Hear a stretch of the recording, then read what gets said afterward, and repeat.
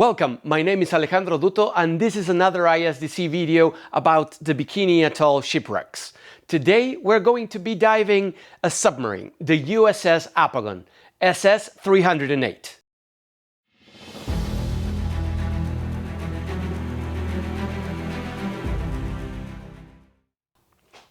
As usual, we're going to divide the video into three parts. First, we're going to do an introduction, a brief to understand how the dive on this submarine is done. Then we're going to dive the submarine. In this case, we only dived the exterior of it. There was no penetration at all. And finally, we're going to end the video with the story, the most relevant points of the history of the submarine USS Apogon. As in the other installments of the Bikini Atoll shipwrecks, I remind you that we have already made several videos about it. And in particular, I recommend that you go see the first video, the introductory one, where you will see and understand the general logistics of how these dives are done. Also, I must point out that, like in the other videos, we have collaborators. Aaron Argrimson, Elmar Dete, and Dan Dawson. So, well, without further ado, let's get into the dive and the briefing.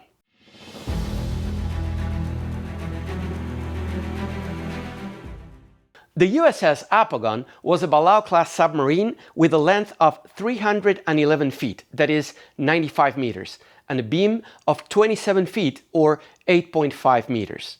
In total, it could carry something like 80 men, 10 officers, and 70 enlisted sailors. It had a range of 11,000 nautical miles or 20,000 kilometers, while on the surface and traveling at 19 kilometers per hour or 10 knots. Once submerged, it could be on patrol for 75 days and stay up to 48 hours navigating at 2 knots or 3.7 kilometers. Now, talking about the dive site itself, let's remember that the Apogon was one of the 3 submarines that were sunk during Operation Crossroads. The other 2 were the USS Pilotfish and the USS Skipjack. The Apogon is nowadays at the bottom, sitting upright and quite intact at a depth of 52 meters, that is 175 feet. As we said, this dive, we did it with rebreathers to be able to obtain a bottom time of approximately 1 hour. As I commented, also we dive only on the outside, where the points to highlight have to do with the propellers, the armament that it have on the upper part, the periscope tubes, and of course the transmitters that can be seen there. Having said all this, I invite you to come dive the USS Apogon.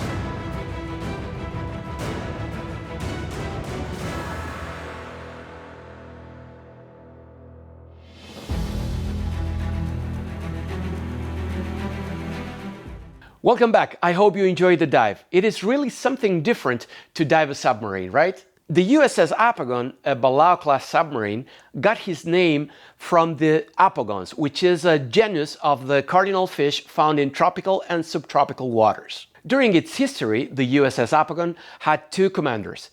The first one was Walter Paul Shuney from July 16, 1943 to August 29, 1944. The second one was Commander Arthur Caswell Jr. from August 29, 1944 until the end of the war in 1945. The Apogon was laid down on December 9, 1942 by the Portsmouth Naval Shipyard in Kittery, Maine, and it was launched on March 10, 1943 to be finally commissioned on July 16th that same year.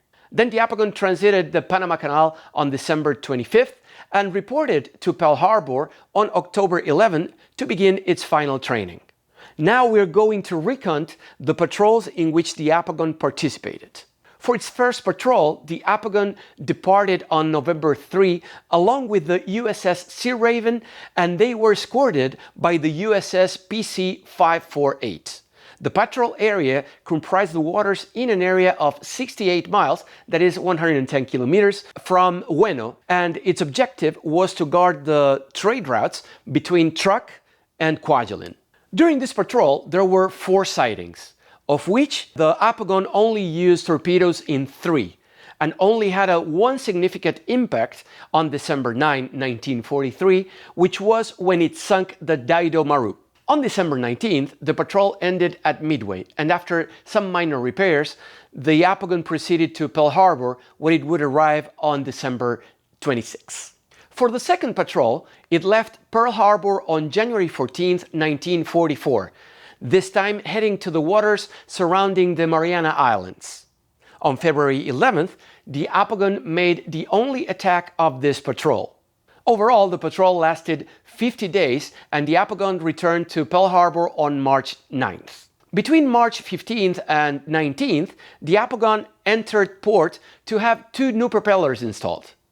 After training exercises, it left for the third patrol on April 2nd, having to stop at Johnston Island on April 4th to refuel and due to a small accident that occurred on board. Thus, on April 6th, it left for its third patrol and conducted it entirely on Japanese waters without encountering enemy ships.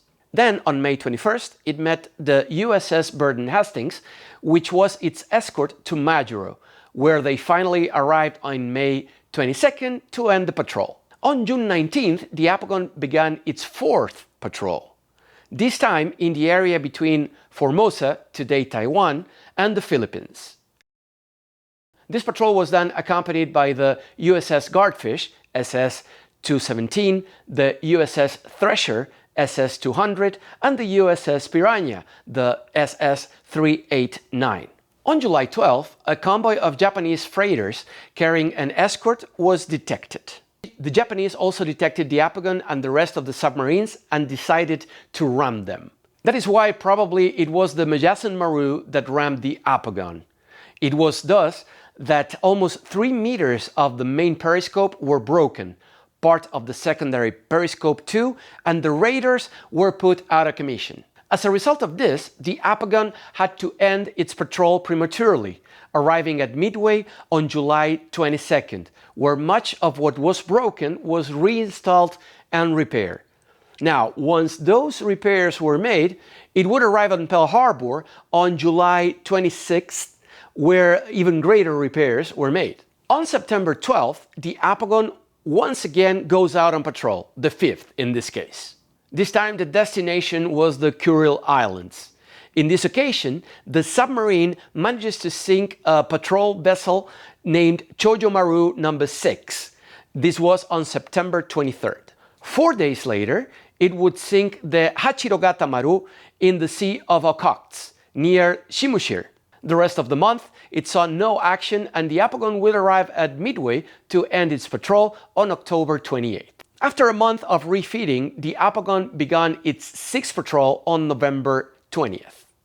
Once again, the area was the Kuril Islands. The only action that it saw during this patrol was on December 19, 1944, in which the submarine attacked and damaged a fuel freighter. After passing through Midway on January 1, 1945, the Apogon would arrive at Pearl Harbor on January 5th for a brief stay. It would then move to California for major repairs, changes, and improvements. The Apogon would return to action on May 28th, departing from Pearl Harbor with the USS Manta. Yet, once again, the patrol area were the Kuril Islands and the Sea of Okhotsk. There, it would attack a convoy of 4 Japanese vessels on June 18th, sinking a transport, the Hukai Maru, and a guard boat, the Kosunuki Maru No. 2, southwest of Paramushiro. On July 2nd, the Apogon was severely damaged by some submarine chasers. This caused it to end its patrol and arrive at Midway on July 14th. By August the 7th, the Apogon will begin its 8th and final patrol. This time, it had been assigned to the Marcus Island area. It was supposed to make a stop in Saipan before going to Marcus, but then the plans were rectified and the submarine went directly to the latter. On August 18th, it would arrive at Marcus Island, and only a few hours later, it would receive the message informing that the war had ended. In any way, it remained on its patrol. So the Apogon returned to Pearl Harbor on September the 2nd, ending its patrol, and then continuing to San Diego, where it would arrive on September 11th. There, the Apogon was placed in reserve and decommissioned in October 1st. So the war ended, and in January 1946, the submarine was selected for Operation Crossroads. The Apogon arrived at Bikini on May 31st, 1946. For Operation Crossroads, 8 submarines were used. 1 Solomon class, the USS Skipjack, 1 Sargo class, the USS Sea Raven, 1 Tambor class, the USS Tuna, and 5 Balau class, the USS Skate, the USS Dentuda, the USS Parsh, the USS Pilotfish, and of course the USS Apogon. Of these submarines, 3 were sunk. The USS Skipjack, which was apparently on the surface, the USS Pilotfish, which was 15 meters below the surface, that is 50 feet below the surface, and of course the USS Apogon, which was in about 30 meters of water or 100 feet below the surface. After the first test, Able, Apogon, like all the other submarines, were returned to the surface. None of them sunk. The submarines proved to be a very interesting instrument to understand how an atomic bomb worked underwater. This is why the submarines were kept at different depths, with the Apogon, as we commented, being at a depth of 30 meters and about 800 meters or 850 yards from the bomb. And the USS Pilotfish was at exactly half that depth, which was 15 meters. And with this came the end of the Apogon. It sunk during the Baker detonation on July 25, 1946, and its name was stricken from the Naval Register on February 25, 1947. Well, with this we come to the end of the video. As usual, please leave your comments, let me know what you think about it, and if you like it, leave a like, and if you haven't done so yet, please remember to subscribe. Thank you very much for being there, and I'll see you on the next video.